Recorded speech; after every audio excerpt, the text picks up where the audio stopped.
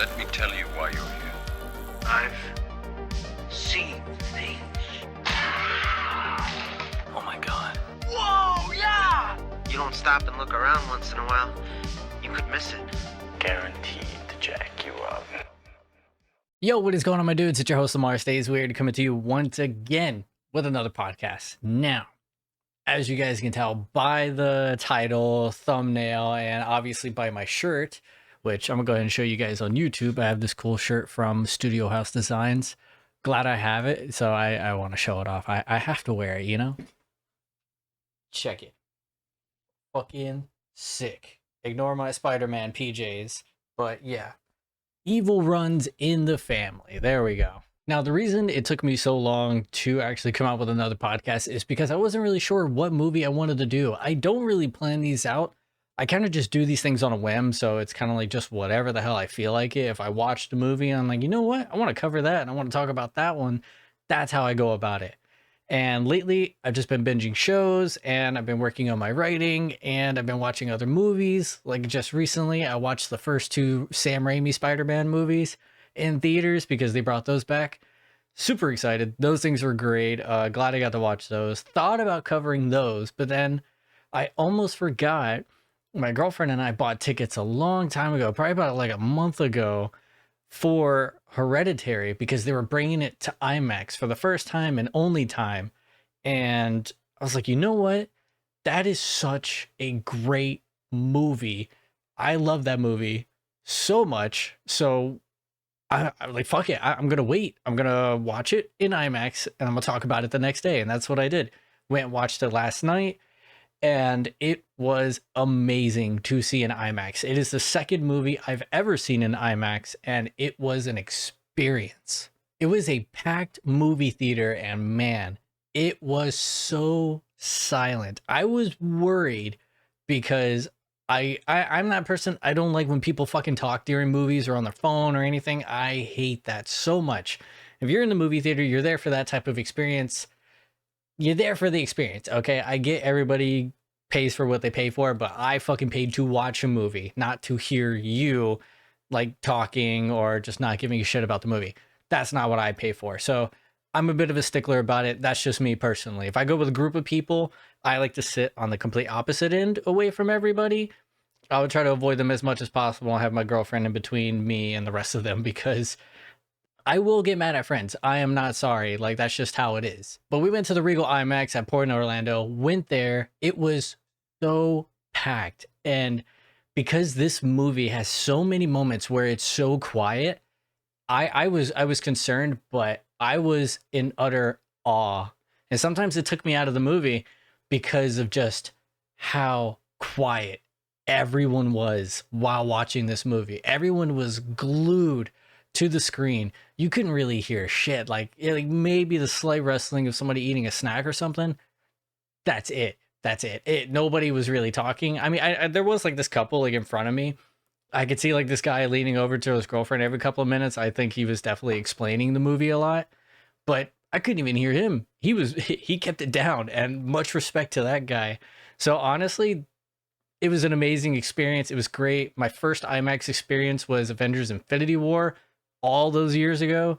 So that was like this being my second. I don't go to IMAX too much. I don't have money like that to constantly just go to IMAX screenings, you know? So I really dig it. So now this is a thing, and my two IMAX experiences are incredible movies, and I kind of want to keep it that way. I want to kind of save those for like a really special thing or something like that. I don't know. That's just me. But all right, we're going to start off with some facts, going a bit of the story without the spoilery section of it at all for the first couple minutes. So I'm going to try to explain it as best as I can, because I will admit the first time I saw this in theaters when it first came out, I was confused. I knew I enjoyed everything I saw. I thought it was great. It was terrifying. It was heavy, but I didn't get it. And it's okay to not get a movie sometimes. Like, we're not going to understand every movie that we watch, and I'm okay with that. I'm a bit of a dum-dum sometimes and things just go over my head, but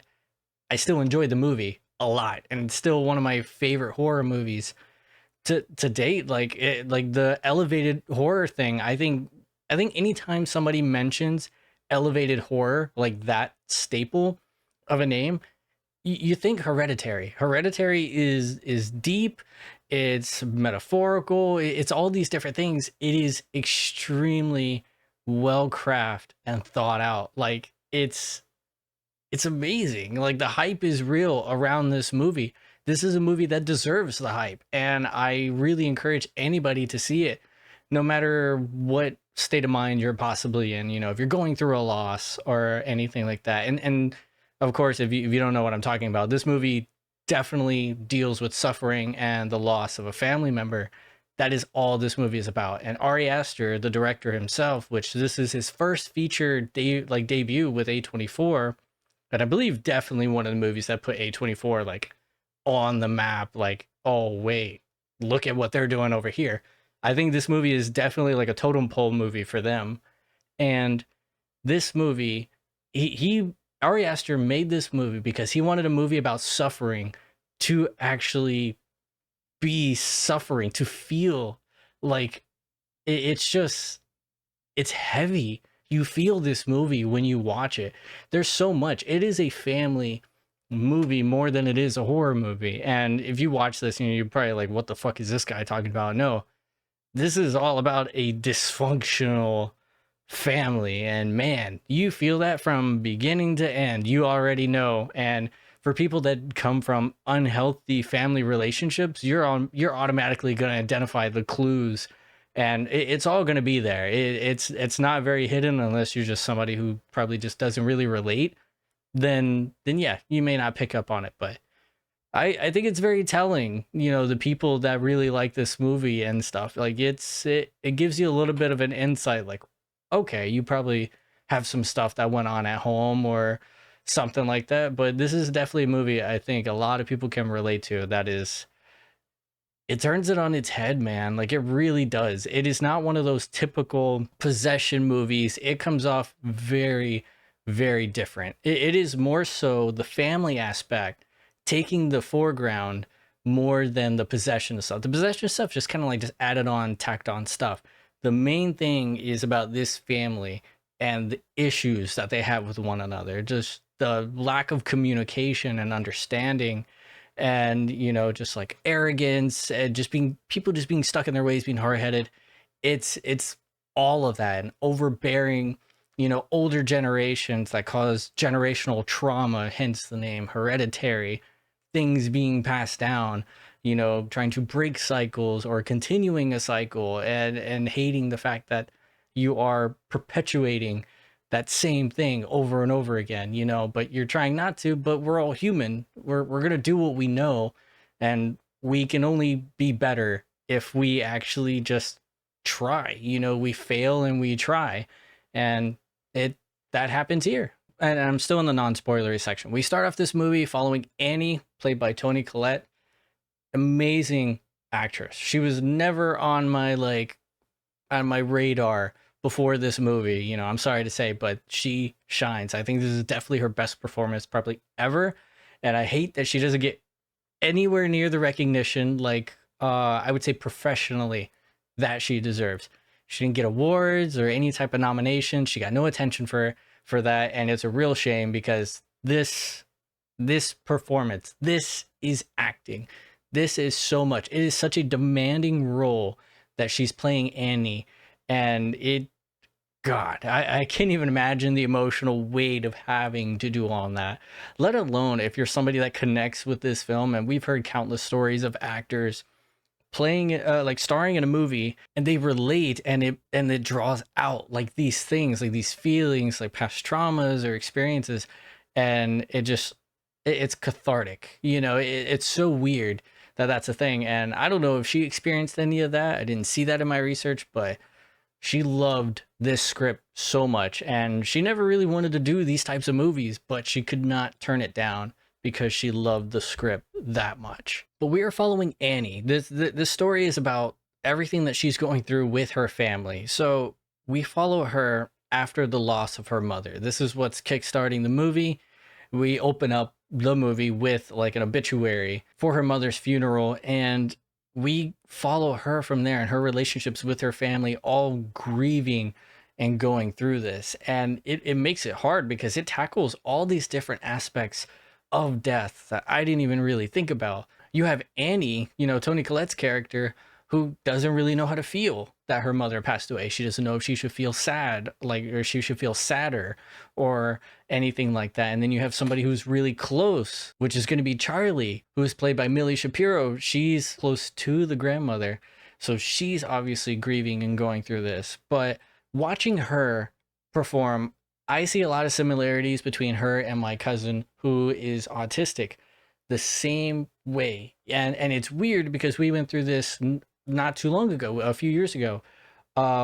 His granddad passed away and they were really close, and he hasn't even cried to this day. I have not seen him cry, no matter what funerals we've been to, no matter what experiences has happened. I have not seen him display those emotions. He doesn't do that. He doesn't cry. He doesn't really ask for help if something's wrong. It's along those things. So I kind of think she comes off as somebody who's on the spectrum, but I don't think she's confirmed to be that way. And I think the way she is might be because of some story details that I'm not going to get into yet. That's going to be in the spoilery section. But I see that there.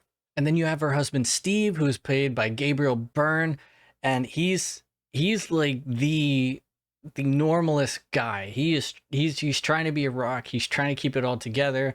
He's trying to shield people from more bad news and trying to take care of it himself. He's trying, he's just trying to uplift everyone. He's trying to be the man of the family, the man of the house, try to keep everybody in a good mood, love you guys, this type of stuff. Oh, we should do this as a family.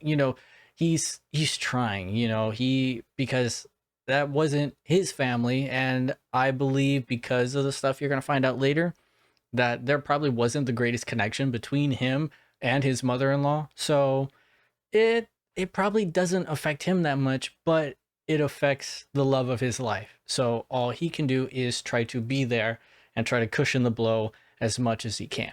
And then you have the oldest son, Peter, played by Alex Wolff. He's kind of there. I mean, he's just a teenager. He's kind of just going through his life. And I kind of remember times where, people did pass away when I was younger in my teen years. And I'm like, not that I didn't care, but it's like, I didn't feel anything. And I feel like this is another thing where, because they were distant from the grandmother, that there's not that much I give a shit. I probably should be bothered, but I'm not, type of deal. So I feel like it handles all those awkward situations. You got 4 characters of 4 different perspectives of how to handle grief, the loss of a family member. It's insane, honestly, that they tackle each and every one of these. I don't even think there's another avenue to feel when losing somebody like that. I don't know. But we follow this family after this loss, and we start to see there's already this gap between them, and then it starts to get further and further. There's tension between the family. It's something that definitely unravels this family as it goes on, and they find out there's actually other stuff at play, other mystical, otherworldly, demonic stuff at play here, culty stuff. And it's just more of trying to deal with all that while you're already trying to deal with all your internal shit. So you got you're getting hammered from both sides. Both of your cheeks are being slapped at the same time, and it's what do you deal with first? What are you gonna handle? It's something. It's a hell of a movie, man. It's tense, it's dark. Its scares are completely visual, psychological. There's a lot of eerie silence in this film. It's done perfectly. The empty space, the empty atmosphere that they capture in this movie, I love it so much. It handles very differently from any other horror movie. And the thing is, if you watch it nowadays, you could probably see some resemblances because of things that have come out since, but this was in 2018, and it shows it's influential. Ari Aster really did a great job, and it put his name on my radar. And then Midsummer, which was his sophomore movie that came after this one, another amazing one, and that put Florence Pugh on my radar. And I'm looking forward to anything and everything that he does. And I'm going to go into a little more of like this other project that he did back in the day in a minute, but that's kind of the movie. I can't really go into more details than that because like it can be confusing. Like I remember seeing on Reddit and people like definitely top searches are like, oh, what did Hereditary mean? Or what does this mean in Hereditary? What's the story of Hereditary? Who is, like, spoiler, redacted from Hereditary? What is all this? So people definitely were lost, but were so intrigued to understand the world of Hereditary and what was happening. So it's a very interesting film. I think everybody should watch at least once and definitely get an opinion on it. Like just experience it. And I'm sad for people that missed out of experiencing it in IMAX because it was amazing. Hearing it with that surround sound, I even heard and saw things I didn't see like any other time I've seen this movie. I've probably seen this movie probably more than 5 times. And it's just, man, it was so great. Now this movie is sitting at a 7.3 out of 10 on IMDb, and I think that's okay. Yeah, but Letterboxd, I was so shocked. Honestly, when I went to Letterboxd, I thought it was going to be like very mixed. The average is a 4.0 on Letterboxd. And for me, I rated it 5 stars, and even by my friends who I follow on Letterboxd, I checked to see, what do my friends rate this movie? All of them listed this one a 5, and I was like, damn, it really is that good of a movie. It's not just me who just thinks, oh yeah, this is a good movie. Like, no, other people like it. And I actually did something different where I wanted to like look at the top reviews on Letterboxd to kind of get you guys like an idea of what's going on here. So this person listed it as 4 stars, and they said, if anyone ever clicks their tongue around me again, I'm calling the police. And this is a movie you have to watch to understand what that is. And honestly, I don't blame them, because when this movie came out, that's all I could keep doing to mess with my girlfriend. And honestly, because we just watched it again in theaters, I might start that back up again and be pretty fucking annoying about it. And then this person right here listed it as a 4.5 stars. They said, my friend's mom, none of this would have happened if the son hadn't smoked weed. And honestly, I could see a parent saying that. I could see that.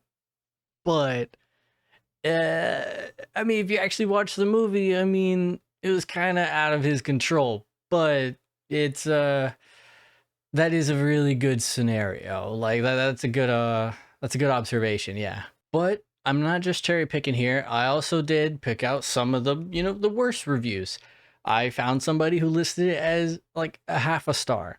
They said, new horror hype, I don't get it. Tried to watch it a second time, but could just not stomach 30 minutes of mundane and dragging build-up before tilting of boredom. Without the ominous sounds and effects, this is just a bland drama with the tiniest of creepy moments. You, sir, I respect your opinion. I feel like you're definitely too harsh, especially if you can't get through the movie. I understand there's been plenty of times I've seen a bad movie and I just can't fucking finish it. But at least to my knowledge, they haven't been movies like these, like deep, metaphorical, like very artsy movies. Like, it wasn't like that. It's usually just some fucking like action flick or something like that, kind of like a turn your brain off kind of movie. And then even then, or if it's like a comedy movie, that's just kind of just not great, because comedy movies in the last 10 years or so just haven't been great. So it's like, yeah, no, this just isn't good. Like, I'm not gonna watch this, like that. This, I think it definitely requires a lot more attention and definitely takes more time. There is plenty of buildup, but I love slow burns. This is definitely a slow burn film, and it takes time. You spend like an hour. It's 2 hours, by the way. It's like 2 hours and I think like 4 minutes or so. So you're spending like an hour getting to know the family. You're starting to see all this stuff, because it is more than just a horror movie.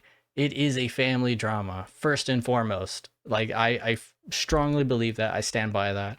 And I'm pretty sure plenty of people do as well. So you get involved in the life, in the story of these people and their relationships with one another. And then you start to see all the shit that goes off the rails later down the road. So it's, yeah, man, like it takes a little more than that. You're seeing like 2 different stories, or like 2 different types of movies. And got to stick it out, you know? Now, this person definitely had a little itch in their ass because they kind of went in a little hard on it. So another half star, and they said, I can't believe people are saying this is better than Midsummer, Ari Aster's second film. At least that movie had a shroom trip and gruesome gore shots. Movie is a joke. It's so boring and so utterly unterrifying that I can't be bothered to look into the metaphors and the horrors of grief or whatever the hell this whole thing is about. So flat, so pointless. The only reason I finished was because of Alex Wolff's gorgeous face. Wow, my friend, you must be great at parties. Now, I love Midsummer, and I think like it's kind of hard. I really do love Midsummer, and I do love the performance of Florence, and I love that it's daytime horror. That movie is amazing, and it made me want more daytime horror. Horror doesn't always have to happen at night or in dark places. It doesn't need a time zone. It could just fucking happen anywhere. That's what I want. Scary, creepy shit can happen any time of day. But that movie is great, and it is about like a whole different thing. It's about a breakup, you know, toxic relationship versus this is about a family and loss. Very different things. I definitely believe this movie is better than Midsummer on a technical level and everything, but I do really, really, really enjoy Midsummer, and that's the same thing I experienced with like Jordan Peele. Get Out is an incredible technical movie with a lot of social commentary, and it's a great film, but I enjoy Nope way more. But I will say, like, story wise, I think it is better than Nope. But I love Nope. Nope just fucking has me, man. Like, I love that way more.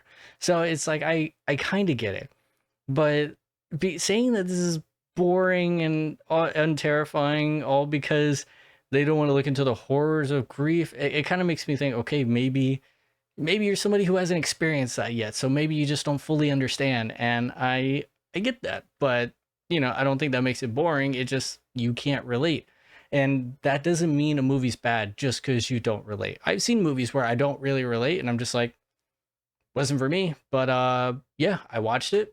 I can say good things about it, but I'm not gonna say it sucks. It's just I didn't get it. Which I feel that way about Beau is Afraid. Beau is Afraid, which is Ari Aster's third film, which is like 3 hours long. I was super excited for it, watched it, and it was not for me. But I've seen people completely distraught over this movie because of like what it's centered around, like the relationships between like a mother and like the son. And I'm just like, I don't have mommy issues. Like, my mom and I have a pretty good relationship, so I didn't get the movie. It's not for me. It didn't hit me. I could not relate in the slightest. Wasn't for me, but it is a technical masterpiece. It looks amazing. He did fantastic. The writing, performance with Joaquin Phoenix and everything, incredible. But the movie's not for me. Would I watch it again? Probably not, because I don't relate to that. But I'm not going to say it's a bad movie. It's just, it wasn't for me. I'm not the target audience for that movie. But now I did see some other half-star reviews, and I was like, okay, I think these are kind of funny, because I did see somebody rate it a half star and it just says trauma. And this movie could definitely be triggering. So I get it. So that's honestly not too bad. They just said too much. And then the next one was, oh, too scary. Yeah, it gets a little tense, very eerie. And then the other one said, big scary, not for me. And I get that. Horror movies aren't for everyone, and they probably didn't think this one would be that scary, and it actually is. Yeah, it sticks with you, man. It makes it definitely makes it tough. All right, but we're going to try to get a little familiar with the cast in case you guys don't know who I'm talking about. So there is Annie, who is our lead. She is the mom, played by Toni Collette. I know her as Joni from Knives Out. Lynn from The Sixth Sense, which was the mother of the little kid. I can't remember his fucking name. Haley Joel Osment's character, the mother of him. Sarah from Krampus, the mother in that. I love Krampus. I think it's a good Christmas movie. I like watching it. Another movie about family and how you should try to do better, have better relationships with family. But I know not everybody can do that. It's hard. Some people are trying to do their best. Some people just aren't doing enough. But just do what you can do, control what you can do, and just try to be better, be self-aware, and just be the best you can be, even though that can be tough sometimes. And there's a lot of stuff going on up here that makes it hard to do that sometimes. But as long as we try and we have a decent support system, we might be okay. And hopefully you will. Then we have Charlie, who is the daughter, played by Miley Shapiro. I think this was like her feature debut. So I know she did like Matilda, I think on Broadway or something like that. She did that and did a lot of guest appearances since this movie came out as like herself, and also, you know, a part of other horror community projects like that. So pretty good there. Great performance in this movie as well. Like, man, very well done. Then we have Steve, played by Gabriel Byrne. He's the dad, the rock of the family, really trying to keep it all together. I know him as Keaton from The Usual Suspects. You know, that's a good movie. If you guys never seen it, watch it. But I'm pretty sure if you watch it, you may get a reference, because this movie was definitely referenced all throughout TV plenty of times. Murphy from The Ghost Ship. Ghost Ship's a pretty good movie. I know it's not for everybody. I love it. I know it's great. That opening, ooh, man, that opening is so good. One of the best cold opens for like horror movies ever, especially like the early 2000s and stuff like that. Really good shit. And now I think this is hilarious because I also know him as D'Artagnan from The Man in the Iron Mask. That was, you know, a movie that had Leonardo DiCaprio when he was very young. And a little fun fact about myself, in case you guys are wondering and want to get to know me a little bit. My name was almost D'Artagnan because my mom loved the movie so much. I was almost named D'Artagnan, but instead I was made a junior, and all because my mom was knocked out on drugs after giving birth and all that. So I didn't become D'Artagnan. So now I am Lamar.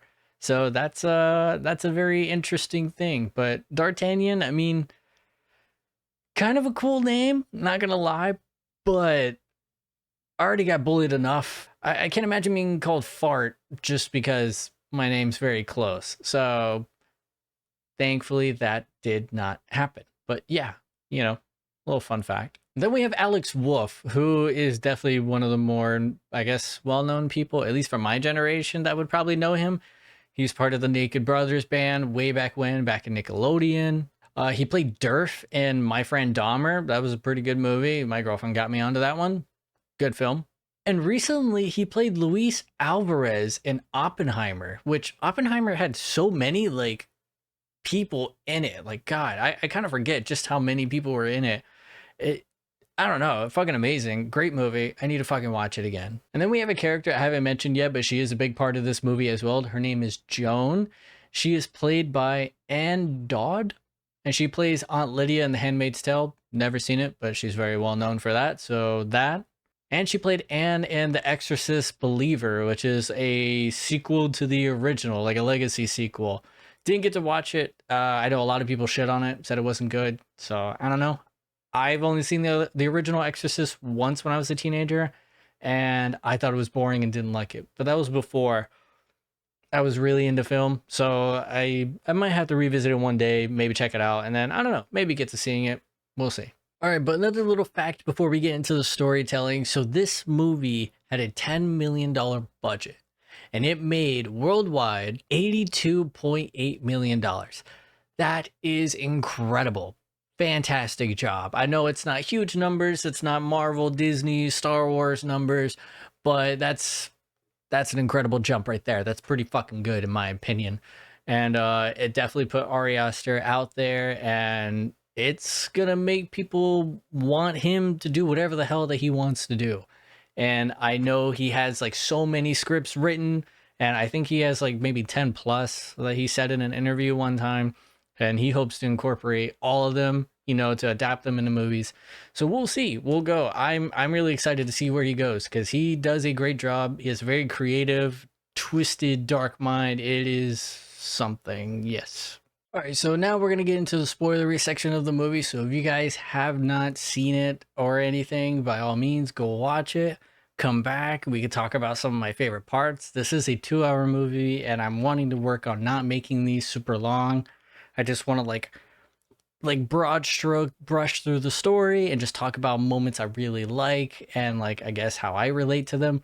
That's kind of how I'm trying to do things. I do want to keep these things in a timely manner for editing purposes and also myself, and so that I don't take up too much of your guys' time as much as, I don't know, some of you may enjoy it, may not. I don't know. Every now and then there's going to be some long ones, possibly, but I'm trying to do better. Starting off, I have to give so much credit to like this opening shot. Incredible. This movie has a lot to do with miniatures, and then also how this house was built on sound stages to where they can move walls all throughout to treat it as if it is a miniature in itself, because we are observing this, and because of story details, this family is being influenced by a cult, and the miniatures have a great symbolism because Annie, the mom, played by Toni Collette, is a miniaturist. I think that's the word for it. Because of her life being so chaotic and not having much control due to an overbearing mother, she now has this job to get that sense of control. But because of that, and there's layers to this, but because she thinks now her life is under her control, it's really not. And now we perceive them in a miniature, like in the movie itself, as an audience watching them, that there's levels to this, and she is not in control, but she thinks she is. And this opening shot, incredible transition between like this room full of miniatures, like going straight and zooming in and focusing onto this shot where Peter is lying in bed and Steve comes in to wake him up for the funeral that they're going to. And it is seamless. I tried looking at this when we went to watch it in IMAX just the other night. I could not see like the cut. I couldn't see the match cut. And if somebody could point it out to me, I would love to know, but part of me doesn't want to know. But it is well done. Like God, it is amazing. It is such a beautiful shot, and it makes you think, wow, that is fucking cool. And then we went with a friend who informed me there is these things called tilted lenses that I never heard of. That's something completely new and foreign to me. And it has to deal with how the focus of a camera is manipulated so that way real life, like areas can look like a miniature because of the effect. I don't know the technicalities or anything. I wish I did, but it makes so much sense and it is beautiful. And he showed me some examples. I'm gonna like try to include some somewhere so you guys can see what I mean. But it is amazing. And this opening shot, that's bread and butter, man. Like it's toast, it's garlic bread on the side of like chicken Alfredo or spaghetti or something. It's great to have. Like, God, man, great cinematography goes a long fucking way. And there's plenty of shots where they make what we're looking at look like a miniature because we are observing that there is something bigger at hand going on than what these people think there is. And we get to see like the downward spiral of Annie because she's working on normal stuff mostly because she does have to do a project for an art gallery. But we see she's incorporating her grief because she's not really showing it too well. She's incorporating it in her work, and we see strange moments from her life of where her mom was more overbearing when Charlie was born, and because they were estranged before that, because she didn't want her mom anywhere near Peter. So she finally let her get close and got close to Charlie, but she would breastfeed Charlie. The grandmother, Ellen's Toni Collette's mom, Annie's mom, Ellen was very controlling and would take care of Charlie so much. Like she sunk her teeth, like her fangs, into her. And so you would see like a moment of that where Annie is holding Charlie, but the mom, like the figure of the mom is right there with her breast out, ready to breastfeed. And then also like moments like where Steve and Annie are like sleeping in bed and Ellen is just standing in the hallway, like creepy things like that. It's like, what are these incidences going on? After they go to this funeral, Steve's checking on everybody. Peter doesn't really know how to feel. Like I was saying earlier, he was kept, estranged from Ellen. So he doesn't really have that relationship. So it doesn't really bug him too much. Steve, I believe it's the same way. He was probably not that fond of her, maybe because he might know of some of the past with Annie? Who knows? Not really sure, but it doesn't look like he's crying about it either. Charlie having a hard time, but not crying as well, just like how I said earlier. Nobody's crying over this death, and everybody's off in their own rooms. The only one really trying to connect them all is Steve, and he just goes around trying to talk to everyone. But there's only so much you can do, especially with something so heavy as the loss of a family member really impacting that. Well, like I was saying, the only person that kind of feels bad at all is just going to be Charlie, because they had that connection, because she was really close with Ellen, you know, through her like upbringing. But even then, the relationship was a little off, because whenever Annie actually goes to check on Charlie, and Charlie asks her, "Who is going to take care of me now?" Completely disregarding the fact that her mother is standing right there checking on her to see what's going on. And she's just kind of like shocked and trying to like make light of it. Like, oh, like, you know, me, you know, while they're talking about that. And Charlie points out that Ellen wanted her to be a boy. Now that is a first sign to like, oh, like what the fuck is that about, you know? But it's true. And because, and as we find out later down this movie, but I'm gonna go ahead and cut straight to the point, Ellen was a part of this cult that is wanting to bring upon the summoning of Payman, one of the princes of hell. I keep seeing kings, but from the research I did, I saw he's more of a prince, one of the 8 princes of hell. And there's actually a lot of backstory, and I was super confused on Payman. I'm not a very religious person, so I'm not super familiar with all that. I'm not good with demons and all that stuff. I just know, like, you know, the standard, very surface level stuff. That's what I know. But Payman is a prince of hell. He's a god of mischief, or like a deity of mischief. He has powers of flight, manipulation, you know, he's just a bit of a trickster. And you get to see all those powers throughout the film in different scenarios.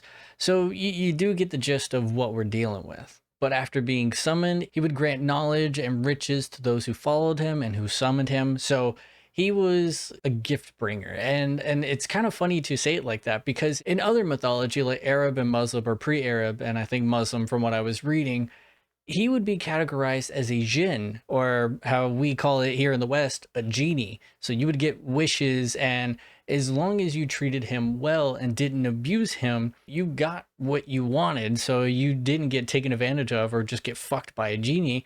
And he also requires 3 head sacrifices. He is depicted in a painting where he is carrying like 3 severed heads. And it's not a new thing with cutting off heads, or, you know, just severed heads being used in rituals in like the Eastern side of the world, because it is an act of denouncing one's ego. So the only thing that's left is your heart, because of course everyone knows, you know, you get your heart in your head, it's usually the battle in between. The head is obviously going to be the ego. You think of yourself other than with your heart, which is, you know, what allows you to do things for others. It's more selfless, or to show, you know, some sense of sacrifice. And then in Hinduism, there are 2 deities that have done this as well, that detached from their ego for the prosperity of others. You have Ganesh, who was decapitated by his own father, Shiva, who replaced his head with an elephant, and that's how we all, you know, I would assume a lot of people do know what Ganesh looks like. Elephant head, you know, with a human body. And I don't really know how to pronounce this, so I'm going to try to read it as best as I can. It's Chinnamasta, and it says that that is a form of Kali, who is another goddess, who cuts off their own head to feed others from her own blood. In the East, decapitation is akin to crucifixion. So in a sense, suffering for others makes you a god, just like how in the Bible, how Jesus was crucified for our sins, and so made him like a god, made, you know. So it's one of those things, very interesting. And we do see that a lot in this movie, of these people denouncing their ego and giving their bodies and themselves to this higher power. And I completely respect the fact that Aster decided to use somebody not many people were familiar with. I've never heard of Payman, but this was a very interesting way to introduce me to him. But this movie goes deep, man. It, like, of course, the name Hereditary, and it could be for like multiple things, but of course, you really get this sense of trauma, which can be hereditary as well. And then it's also the fact of mental illness, which we do find out later from Annie, who kind of sneaks away from her family by lying and saying, oh, I'm going to a movie. But she's actually going to this grieving group to kind of process everything. So she's new. She's reluctant to talk about anything. But then she finally does, and she just kind of just lets it all out. She kind of just trauma dumps, which I get that's the point. But she didn't even want to begin with. But then once the ball got rolling, it started rolling downhill, man. It started snowballing very quickly. But she talks about how her mom had, DID, which is an identity disorder, and dementia. But the thing is, we don't really know if any of that is actually true because of the culty stuff that was going on. But, they're kind of just, it's just symbolic. It's just metaphorical. Like, it's whatever way you want to take it. But that's what we know. So there's probably people that can relate to that who do have parents who did suffer from things, and maybe even then themselves are worried that they're going to suffer from the same types of illnesses. And I haven't gone through that, and I can't even begin to explain or experience something like that. So I utterly feel terrible for anybody who's had to deal with that. I think one of the worst things to deal with is definitely dementia. It is fucking terrible. Just have like those lapses in time, you just kind of forget and stuff. And I was always worried that's what would happen to me, because as I've gotten older, and it's really sad, I don't remember a lot of my childhood. And I never really understood why, but for the longest time, it's been a fear of, oh man, what if I have something like Alzheimer's running in my family, which I think there is, but I'm not super connected to like distant sides of my family, at least like my white sides of my family that I think possibly do carry that. So it is very scary. And I was so concerned that I was having these gaps in my childhood, and I didn't have the easiest childhood, deal with struggle, going without. I've never been the most fortunate person, neither has my family, but we make do. We love each other. We're there consistently, for anything and everything, and even people around us, even for better, for worse, how that's worked out for us. But we still tried to be good people and do things, try to collect some of that good karma, and hopefully things pay off. But I would have these gaps in my life. And then it wasn't until I got older over the last couple of years, I really started to figure out, oh shit, a lot of not so chill things happened in my past, and that is in turn a result of me repressing some of these memories. And it is hard to like come to terms with the fact, like, oh shit, like something did actually happen to me, like god damn, like that's fucking tough to like figure out, you know. And then other stuff, like my parents' relationship, wasn't the greatest when I was growing up. So I got to see like, like a little bit of toxicity here and there, because they were young people growing up too, there's no manual. And I know we all look to our parents like, oh yeah, you should fucking know better, you're the parent. But as I've gotten older, me being 27 now, and my parents having me in their early 20s, I'm like, fuck, I couldn't imagine being a parent right now in my mental state, or the things that have gone wrong with me, let alone I don't know all of their history, so I don't fully understand these things. So I can't fully blame them, because they were just kids trying to fucking figure it out too, like I'm the same way. So it is a lot of other things, and of course not so chill things happen, and I got to see or hear things I shouldn't have. And I wish I could go back and like, just like be there for myself and be like, you know what? You don't have to hear this. You don't have to see this. Like, I'm sorry. And you want to do that for your little self, but you can't, there's like nothing you can really do. And it's sad, but the only thing you can do is try to work through it. But man, it's like, it was one of those things I feared. So Hereditary really tackling these aspects, like it is a deep and triggering and sufferable movie, but it is great. And I think it also helps people like maybe even try to break down a wall that they probably couldn't do themselves. And that's the great thing about film, about art, music. You got these things that will help you do it. Like I like writing my new story that I've been working on now just fairly recently. It just randomly started, and it has to deal with, like the loss that I felt and the guilt and all this other stuff that I was going through at the time of my uncle's passing, because, trigger warning, he did pass away because he chose not to be here anymore, and I wasn't there. We were estranged at the time, and I felt immense guilt, and I still do to this day, because it's hard to tell people, oh, it's not your fault, when it's like, it could have been different.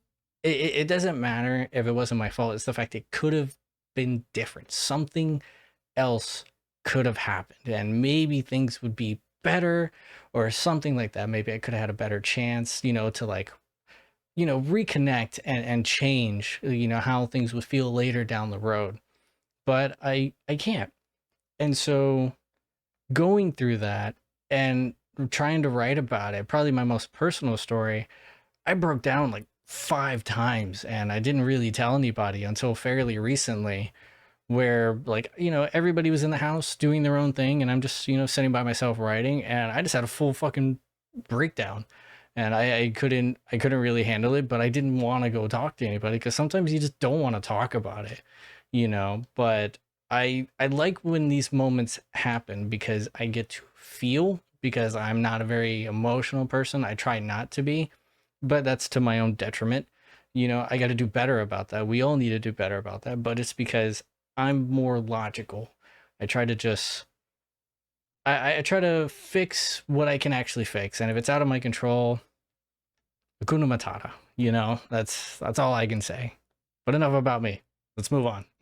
While she's at this therapy session, that's where she talks about everything, and we fast forward a little bit. Like I was saying earlier, Peter's not really feeling all this. Like, it's not really his thing. He's just kind of there, but he decides, you know what? I want to go out with my friends. They text me about a party, and he just asks if he can go borrow the car.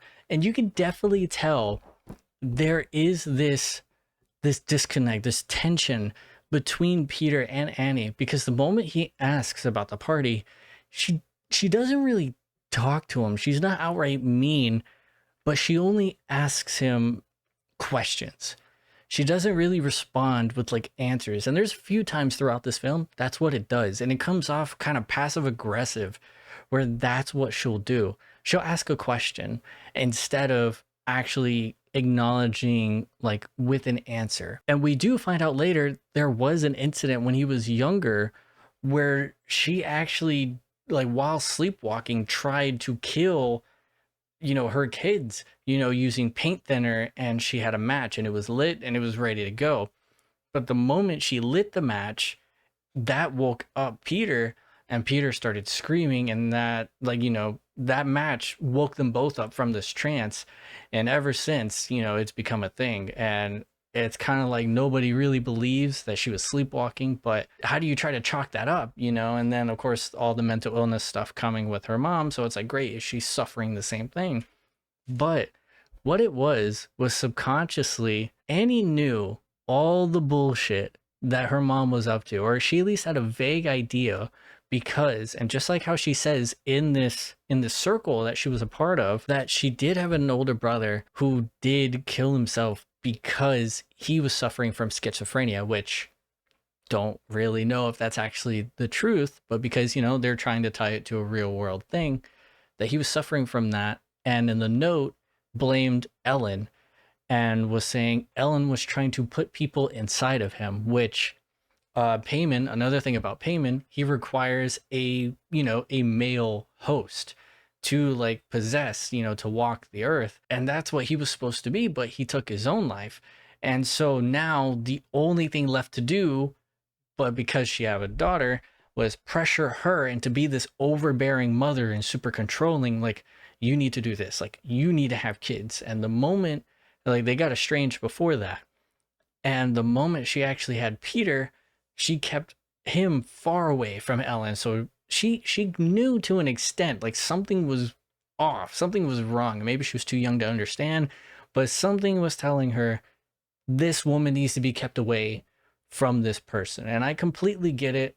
Everybody knows about a toxic family member or something, this divide in a family, because everyone sees that. There's always that somebody, like that uncle, that aunt, that cousin, whatever. It's just like, no, like, let's don't, it's best you don't. You love them from afar, but you can't you can choose your family the older you get. And it's one of those things where I don't think it's very fucked up, but I think friendships mean more to me because these are people that choose to care about me. They choose to actually put up with my bullshit. And I'm going to be honest that things aren't great up here, but you know, I do a lot of bad shit and it sucks sometimes. I'm trying to be better, but you know, it's like I was saying earlier, you learn more things about yourself the older you get, and you're like, damn, this is why I'm like fucked up. Like, you know, there's these things, like things are wrong with me, and that's everyone. You know, if you don't have anything wrong with you, that's incredible. But I think you're a diamond in the rough. You know, it's really tough. And I always thought friendships mean more because they are your second family. The older you get, like the family that you choose to be a part of and that chooses you back, it is an incredible feeling.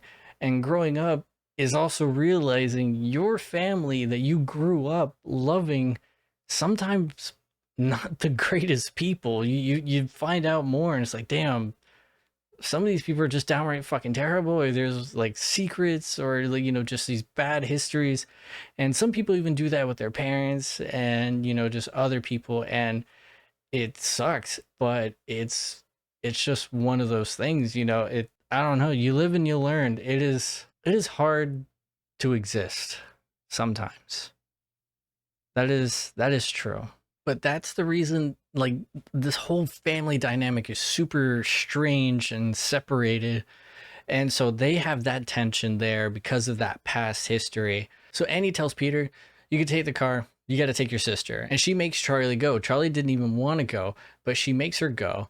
They go to the party. You know, he wants to go off and, you know, do teenage boy things. He wants to smoke weed. He wants to talk to pretty girls and stuff. So he's kind of just like kind of ditching his sister, like, oh, you know, go off, do something. There's cake, you know, go eat cake. But she has a peanut allergy. And so she ends up having an allergic reaction. They leave the party and he's already inebriated. He's stoned. In the most gruesome scene in this movie, and I think it's definitely one of the standout scenes. I think there's two major standout scenes in this movie. This is definitely the one. It is when he is on his way and there's this one long strip of road. Like the cult is fully aware and manipulating everything. So they're going down this road and Charlie's in the back freaking out, having a hard time breathing. And so she sticks her head out the window just to where she can catch her breath. And there's a perfectly placed dead deer carcass just in the middle of the road. And Peter swerves to avoid it. And God, in such a gruesome moment, and watching and hearing this in IMAX, it's like, oh, dude, you hear like the crack and you see for a split second where Charlie's head hits like a telephone pole. And Peter's still going a little bit and then he just like stops.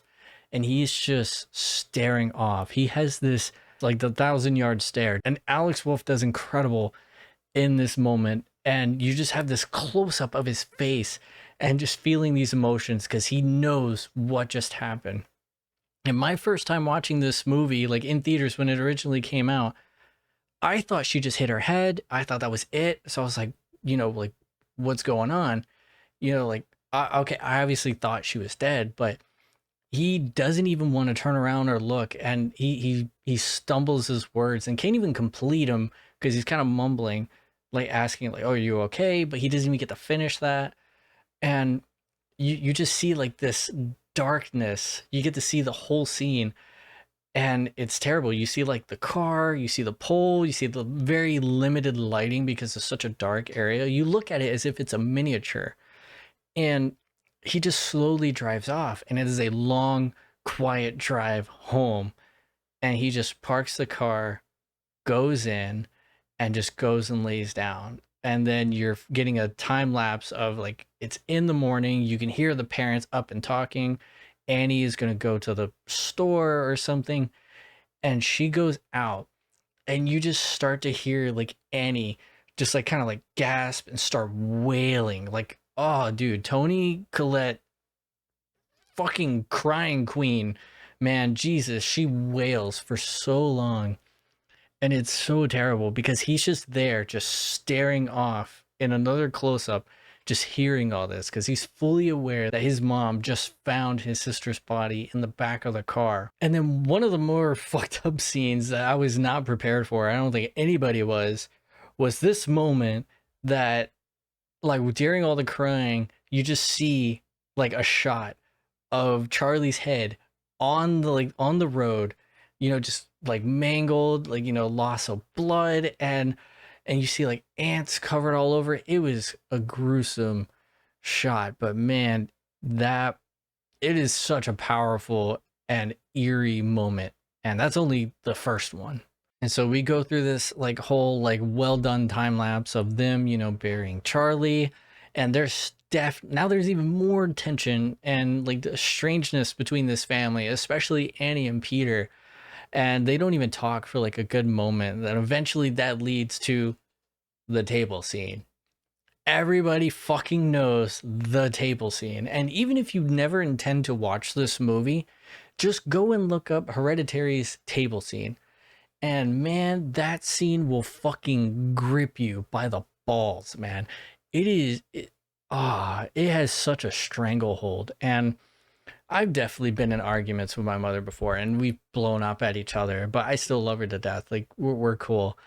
But fights with like your mom is so weird. And I could just be saying that as like, because I am closer with my mother and stuff. So it could just be one of those things. But man, it is such a strange feeling. Like, I can't fully describe it, but they're at this table and it starts off like passive aggressive. They're not talking. And Steve prepped the dinner, so he's the one doing all the thing, and he forces them to come down and eat together as a family, and they're not talking. And Peter sees that his mom's not looking up at him or anything. So he just asks her flat out, do you have something on your mind? Like, you okay? And then once again, in a very passive aggressive way, she doesn't give him an answer. She only answers him with the question, like, oh, are you okay? Like, do you have something to say? And it becomes this whole thing. And he obviously has this guilt, and they haven't spoken since. She hasn't really acknowledged his existence. So when she finally does, she's like, oh, you just want me to release you from the guilt that you have. And it's like, I get it. It's like you get both sides, you really get it. And it's so uncomfortable to watch and sit through. But he starts to raise his voice like, oh, yeah, you hate me or whatever. Like, just say it, just fucking say it. And the moment, man, watching this in IMAX, oh man, this thing put me in my place as if my own mother was yelling at me. She like slams her like hand on the table and is just like, don't you yell at me or curse at me, you little shit. It's like, I am your mother. And oh, it's such an amazing performance, and fuck, it gets you. And they go at it, and she goes into him with like love and hate, and that's exactly what those arguments are. It's fucking passionate, even if it's about nothing, even if it's like a miscommunication thing that just happened, but now you're both irritated. It comes from that sense, because only the people you love can make you feel like the most fucking hate in the world, like pure hatred. And it sucks. It is a terrible feeling I have felt multiple times throughout my life. And now I'm just to the point, I just want to be like a pacifist. I don't like fighting. I'm not big into confrontation anymore. I don't like these negative feelings because I can be a very angry person. And seeing this unfold in front of me again, it's just like, fuck, dude, I don't want to feel that way anymore. I don't want to say things I don't mean. I don't want to I can't let these things happen and let these emotions get the best of me. That's why I try to keep it together. I'm logistical more than emotional. It is insane, but please, if you haven't, just look up the scene, watch it. It is a very powerful, uncomfortable, just like fucking emotional, like tearing scene. It is, yeah, it is something. This movie is emotional, and it can be draining to people, especially if they can deeply relate in any sense. And it's something. So more time passes after that, and Annie decides, you know what, I'm gonna go out for a movie. So obviously still estranged. So she's gonna go back to the grieving circle But even then, while just parking there, she's like, all right, I can't really do this. But then there's this woman that stops her, flags her down, whose name is Joan. And Joan is definitely the villain of this movie, man. She is, and I'm going to go ahead and spoil it now. She is the second in command cult leader. She was there in the grieving circle the first time around, right after she went, to go see, after she just left, the funeral for her mother. She's there at that circle, but doesn't say anything. But now she's there again when Annie is there for her daughter passing away. So she decides she's not going to go in. But then Joan comes up and she constantly like gets her to stay. And she does this a lot in the interactions that they do have with her. She's constantly like touching her, like in a way to like grab her and like hold her in place because she knows she wants to leave. So she's trying to make her stay. And so she trauma dumps and it's like, oh, I lost my grandson and my son, like they drowned. And I saw Ari Aster answer this on a Reddit, like AMA or Ask Me Anything. He was saying that, they mysteriously died in the sense that most likely Joan was trying to conjure payment because this is a cult. This is like a family of following of people, and everyone's just trying to summon payment. She tried with her sons and grandsons, and unfortunately they died. Now she has no one. She has no family to give him a male host. And so the next person to do that was Ellen. Ellen didn't have anything, but that's where Charlie comes in because she got attached to Charlie. And in this movie, if I remember correctly, because it can get a bit confusing, Charlie and Payman are one and the same. They are in the same body, or if not the same person. That's where it's like still kind of tricky. I don't fully understand it. And tons of research will give you either or. It's all over the place.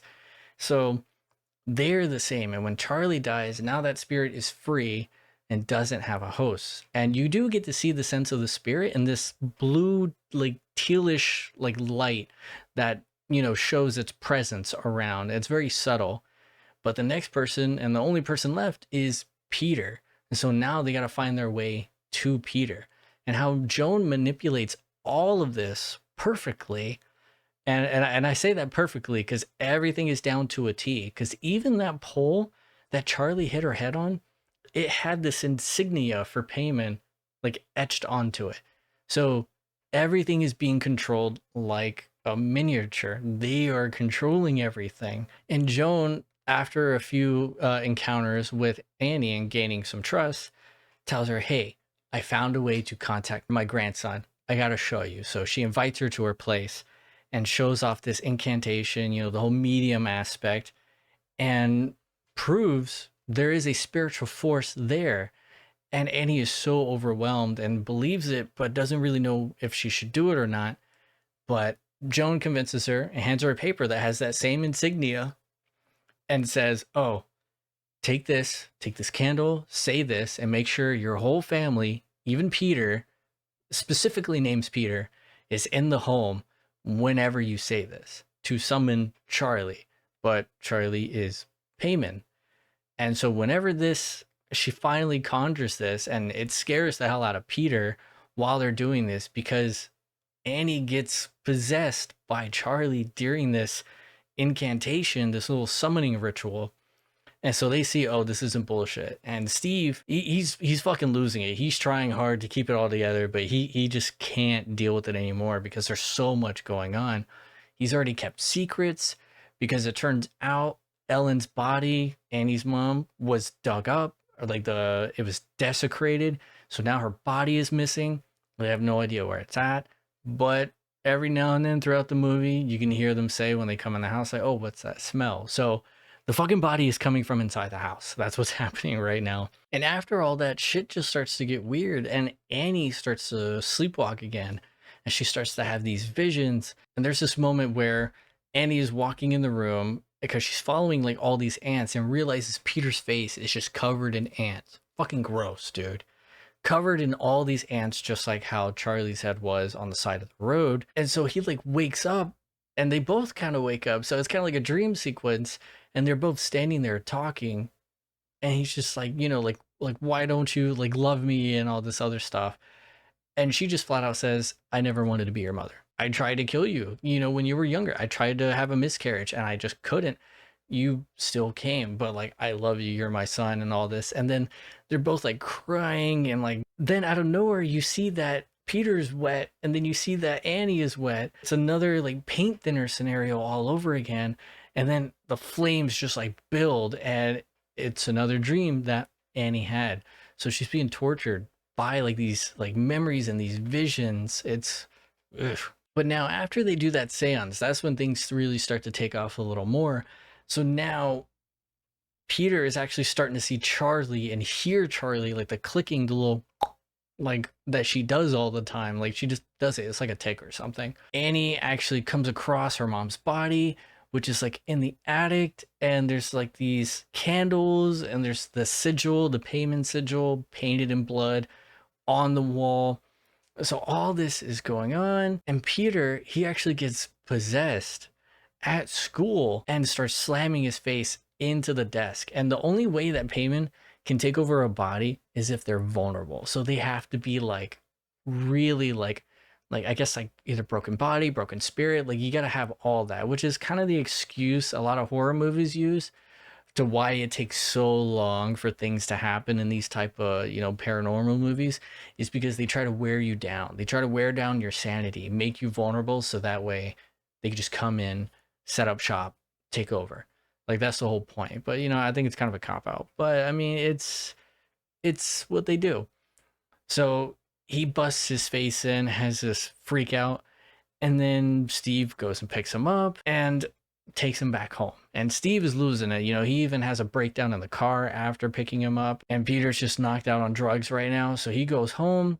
Annie is there, like trying to say like, oh, there's all this stuff. I found out Joan, she's part of this like family or cult or something. She knew my mom, but she never said anything about knowing my mom because she found like these pictures and stuff. So she's putting dots together, and she wants to separate the link that she did for the whole seance and wants to burn like Charlie's like art book because she would draw a lot. But she can't do it because she tried before, and all it does is try to kill her. So she has this link, but now she's willing to die for her family because she's starting to get what's going on, because she discovers this box that has all this stuff, this culty stuff, and she realizes, oh, something about Payman, like this trickster god that they're trying to summon, and riches beyond belief, and so on and so forth. So she begs Steve, like, hey, I love you. You're the love of my life. Throw the book into the fire, because she's scared to do it because she's going to die if she does it. So Steve, like he's swearing off like, all right, look, I've enabled this bullshit for so long. I can't keep doing it. So he wants to leave. And when she does, it lights him on fire. And it completely burns him to a fucking crisp. And at that moment, that's it. Because she's already lost her mother. She's lost her daughter. She's having a terrible relationship with her son. And then now the love of her life just passed away brutally in front of her. And so she starts sobbing. But then you see this blue light, it just enters her body. And she's now possessed. Like her face changes. Amazing performance in that part. Face changes, so now she is possessed by Payman. And it's fucking insane. So now this is where a lot of things start to go weird. Whenever Peter actually wakes up, the house is dark, and you have these incredible scary moments that I'm not really going to point out, but it is creepy. But this house is like surrounded by these naked people, the occult people, because they know Payman is on his way. So there's like this amazing chase scene and all this stuff. I don't want to spoil it, so please watch it if you haven't watched it. But it's incredible scares and some awesome wire work and some other weird shit that's actually kind of cool. But ultimately, he gets freaked out. He starts to realize all the shit that's going wrong, and he's being chased by his mom throughout the house. And he gets startled, and he just jumps out like the attic like window and just falls to his death. And Annie, she self-sacrifices, detaches ego, and is now the third head in the movie. Severed the head. I'm not gonna say anything, but the head is severed, and now the spirit of Payman enters Peter, and Peter is now being praised and celebrated by this cult for being Payman. Yeah, man, it is It is weird, and this, oh, I love this track at the end. I can't remember the name of it, but it has this amazing swelling of like horns and mysticism and all this stuff. Like it's like evil, but like enriching. I don't know how to take it, but it is phenomenal. This is such a good movie. This is that elevated horror that people tell you about. It is amazing. It can get deep. I could go so much deeper, but like I said, I just don't want to make this so long. I know I'm like over an hour, but it is great. Watch this fucking movie, man. I love this movie. I'll eventually get a tattoo. I don't know. I don't know what, but I did dress up as Payman for a Halloween party, and I'll post a picture somewhere right here. So throwback to that. Amazing. I had a blast. It was very well done. My girlfriend helped me with the eye makeup, you know, the bruising and stuff. So really good shit. But I hope you guys enjoy the movie, or you're kind of traumatized by the movie. You feel something. I hope you feel something from this film. So please, by all means, let me know what you think of it. Like I gotta know, man. Like, ugh. But alrighty, man, you guys know how it is. I gotta give you guys your cookies fortune before I let you go. But God, man, this was an episode. It really was. I was so excited to talk about this, and after seeing it in IMAX just last night and stuff, this is when I'm recording this. I hope you guys enjoy it, but here's your cookies fortune. Tough love only works when there's as much love as there is tough. Do with that what you will, ladies and gentlemen. But until next time, be excellent, be kind, subscribe to the podcast.